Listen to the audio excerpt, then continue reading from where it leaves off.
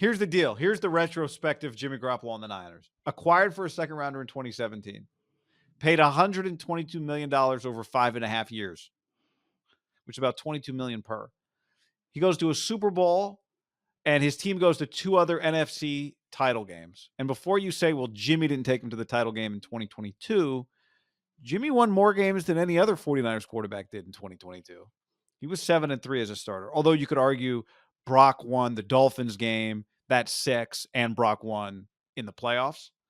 But 2 playoff games, so that's 8. So Brock won more games. But the point is, as good as we all think, as good as Brock was, not think he was, Jimmy did win 7 games for him. So I give Jimmy, on his resume, he gets 2 NFC title games plus a Super Bowl.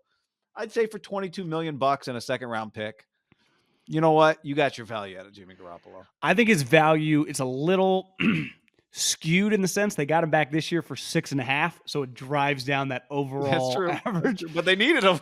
Yeah, it's got to be one of the more bizarre careers we're ever going to see.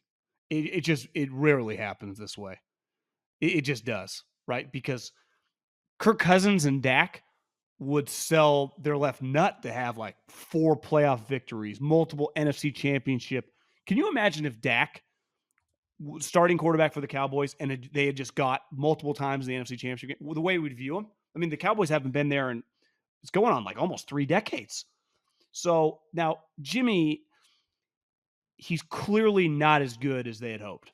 And he's definitely was never as good, beside a couple individual games, as I would say what we anticipated that 5-game stretch that led to the contract.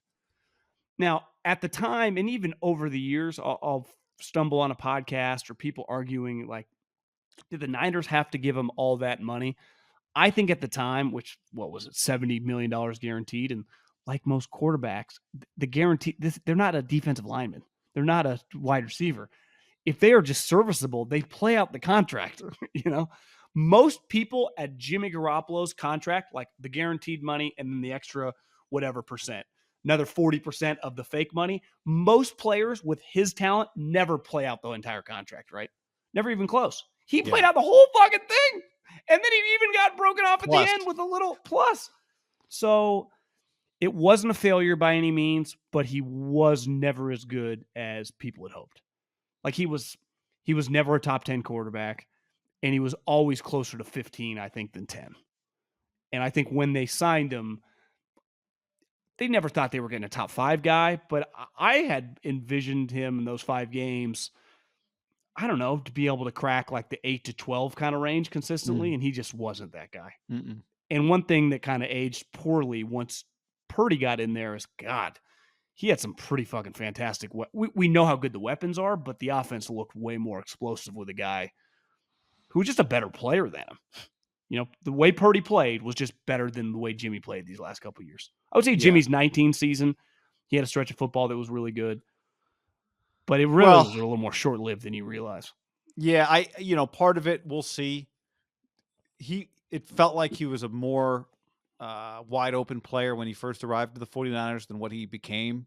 Did Kyle Shanahan beat him down by the end in terms of don't make any mistakes, just do what I tell you to do. We'll run the football and play defense. I wonder if some parts of him got coached out of him. I don't know. It'll be interesting with Devontae. Devontae's a very good intermediate receiver, but he's also a good downfield receiver, and Jimmy doesn't do that. Jimmy comes from the Patriots, though. It's a pretty buttoned up, check down, play within yourself, no turnovers. Yeah, you're right. But maybe you're right. Like his actual skill set, in theory, young version was probably a little more playmaking than that style. Now, because he's not the most accurate player. Right? Well, and you're right. He's not fundamentally. Maybe it did change. Maybe Kyle did stop letting him throw the ball downfield. Like ripped his knee, hurt his shoulder. Right, needed a shoulder surgery, but was not a very accurate downfield thrower. I mean, that was the one thing that was eye-opening. Was it felt like the 49ers were more aggressive as a passing team when Brock Purdy took over. So, one thing I was thinking though, because like you would say Derek's not really either, and Derek has a better arm than Jimmy. There aren't really that many great down the field throwers because down the field throwing is really hard. Yeah. Like that is a huge plus when you get an explosive down the field passer. It's why like Mahomes, Josh Allen, Herbert, like they run circles around everybody. Joe Burrow feels pretty accurate on his touch passes down the field. Rodgers historically is viewed as one of the great quarterbacks ever. Why? Because he's very accurate on down the field throws. Because that is, if I can get 40 yards in one play, if I can do that on average a couple times a game, and when I'm really on several times a game, more often than not, you're going to have no shot against me, right? And it's what makes great quarterbacks. So is Jimmy really that different from everyone else? And that's always the pushback. Yeah, he's just kind of a guy. And now he's in a position, in a franchise that just historically pretty dysfunctional. It's not like they gave him nothing. I mean, how does he stay on the field? He gets hurt all the time. I have a hard time closing my eyes and going, yeah, the Raiders win 10, 11 games. Jimmy Garoppolo has a really good season. Don't you? Yeah, I think it would be totally unlike the Raiders that we've seen in 20 years.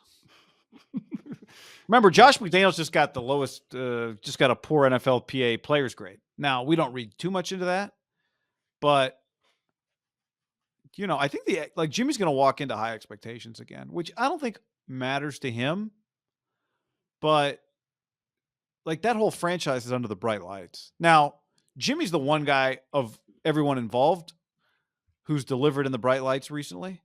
Well, that's not fair. I mean, Josh as an offensive coordinator delivered. Devontae obviously was great. But I mean, there's a lot of pressure on Josh has never delivered as a head coach. Never.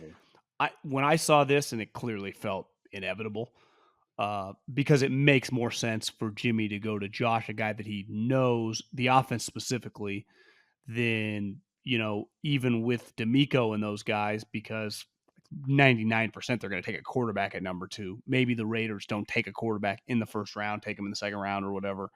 He buys you a little time. And it feels like if this is a disaster, Josh McDaniels like a 2-and-done coach.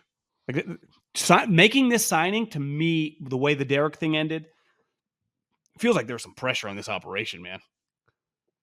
Especially the division's good. It's going to be difficult for Jimmy. Well, imagine you're Mark Davis. You sign Josh McDaniels. I'm sure Josh told you I can win with Derek Carr when he signed. Well, he didn't. So now you sign his guy, right? I can win with this quarterback. Easy decision for Mark Davis. Doesn't cost him much. But I'm sure he had the conversation like, guys, what about a draft pick? It might be best for our franchise if we move up in the draft one of these guys. And maybe Mark didn't want to do it because he wanted to win now. Maybe those guys, maybe Ziegler told him these guys aren't worth doing it for. But you're right. I mean, these are... Draft hasn't happened yet. They still, I guess, could, right? You're right. They still could. You're right. Happened to Jimmy before. Could happen to him again. Because the one thing you would say, he's proven to be really good around the guy, right? So you feel comfortable with that. But you have to like one of these guys, and they're going to be multiple quarterbacks off the board 100% before they pick. We know that for a fact. So they're getting the third, fourth guy, which in theory could be their second guy on the board. It doesn't necessarily mean just because a guy's drafted ahead of you that you didn't like him. And they could even justify it's like, we didn't have to give him that much money. So if we find a guy we like, we can always pivot to him. But it's, things happen fast. And now there's pressure. Like Jimmy's going to be their starting quarterback 100% week 1. And the pressure on them is like they can't have another season like they had. I think at minimum they got to be above 500 for it not to be a disaster. Anything below 9-8, I think things could start getting weird and ugly. You agree with that? Because at least 9-8, unless the way could be hard in the AFC probably though. But yeah, it'd keep you alive. Now there's a different 9-8, right? Are you like pretty solid all season long, or are you like, 6-8 and win 3 of your last games? You were never making the playoffs, but you won a couple games late, and it looks a little different than it should, Well, what happens? You're 9-8, and Garoppolo gets hurt, misses half the season. You don't really have another quarterback because you didn't prepare for that. I think that'd be a pretty negative reflection. Well, they just lost their backup quarterback, who actually looks like he's shown some promise, right? Today. Where do you go? Miami? Denver? Denver signed him, yeah. Miami got Mike White. Mike White just goes around poaching people's taking over locker rooms, winning locker rooms, and trying to take people's jobs. But I don't think there's any excuse if you sign Jimmy Garoppolo, he gets hurt, it's going well. Let's say it's whatever, you're 6-3, it's going well, Jimmy gets hurt. If I were Mark Davis, I wouldn't accept, well, we were rolling and then he got hurt. And if you don't have another plan, that's on you, you know? Yeah. I don't think you could accept that if you were Mark. So I think we've seen that. You know, I mean, now Jimmy has a resume of getting injured a lot. And I do believe over the next month, there is going to be a lot of talk about, are the Raiders going to draft a quarterback with their top 10 pick? Like that's not going to go away just because they signed Jimmy Garoppolo. Unless over the next week, they sign like a Mike White Stidham type as well, right? So they basically pay for their 1-2 quarterback. Then you would be like little unlikely, right? If they buy like a $2 or $3 million backup, you know, a Dalton, whoever. I like throwing that name out, but like, so you just go, this is going to be our quarterback this year. We're going to use our high picks to improve the talent around our roster.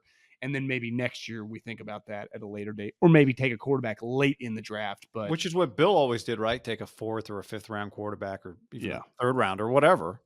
Maybe they're like, you know, there's no difference between the 4th best quarterback in this draft in terms of who's going off the draft board and Tanner McKee in the 2nd round.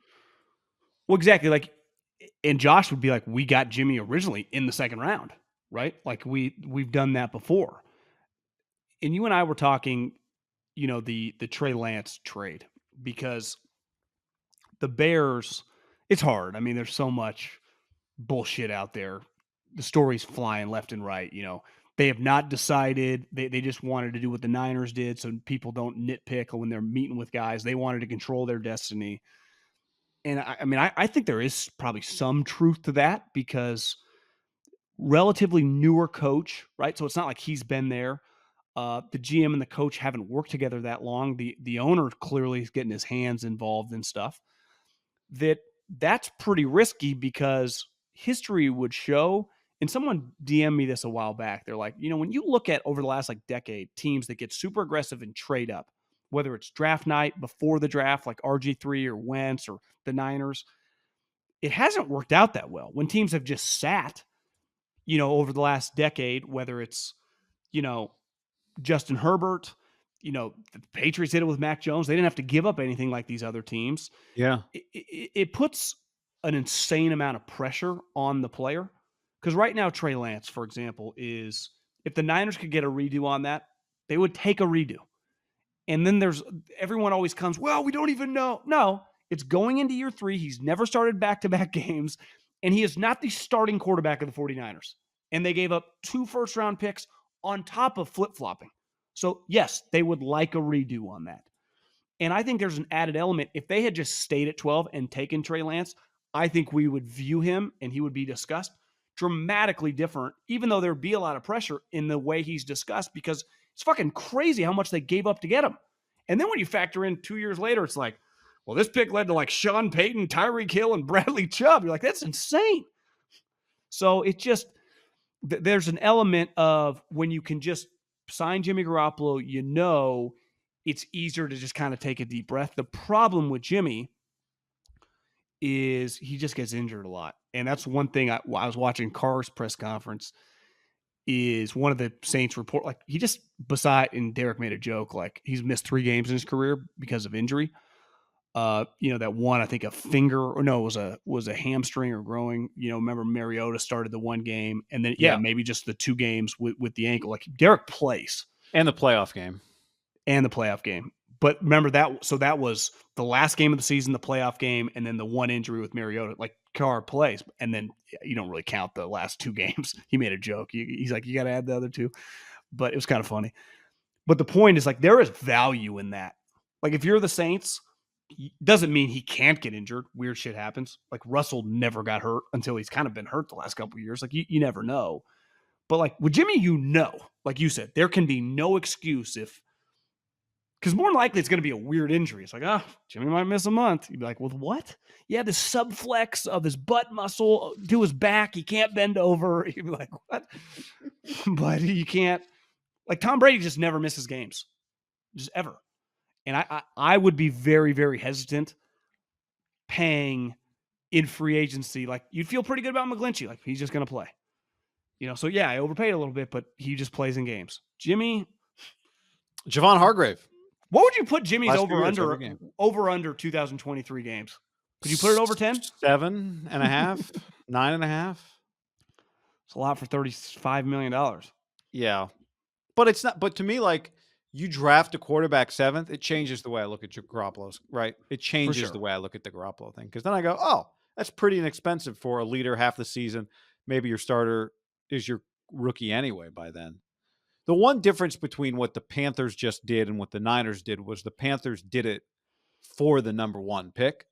The Niners did it to draft the 3rd best quarterback in the draft, in theory. Like, they did it for the 3rd shot at a QB. If you had said the Niners did it blindly in that draft, it wouldn't have been blind because it was Trevor Lawrence. So there was a clear-cut. What the Niners did was crazier than what the Panthers did in terms of the mindset for the quarterback. Now, you could argue the Panthers, like, giving up a wide receiver who's under contract, who's sweet. Like, the fuck are you guys doing? Who's your rookie quarterback going to throw to? Yeah, you got rid of McCaffrey. You get rid of now you're out of picks.